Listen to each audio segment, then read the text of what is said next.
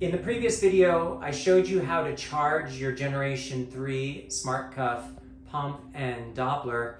Now what I'm going to do is I'm going to pretend like I've allowed this to charge overnight.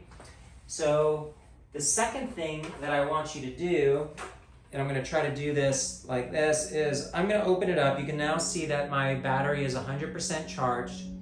Now what I'm going to do is I'm going to go down and I'm going to update my settings. And we do the update of settings in order to make sure we're using the most current firmware. So we're going to hit update settings. I'm going to hit update. You can choose a different language if you need to, or you can go right to update firmware. And I've already done this with my cuffs, and it's very self-explanatory.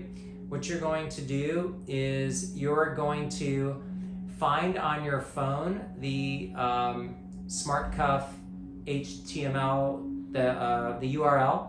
You're going to link to it, and then it will automatically allow you to update the firmware from your phone. Once you've done it once from one SSID or one web server or router, you'll be able to do it the exact same way each time. It will ask you for your admin and password, so make sure that you have your Wi-Fi password and SSID available when you're ready to update your firmware. Every once in a while, like once a month, check to see if we've updated the firmware and made any updates to your unit.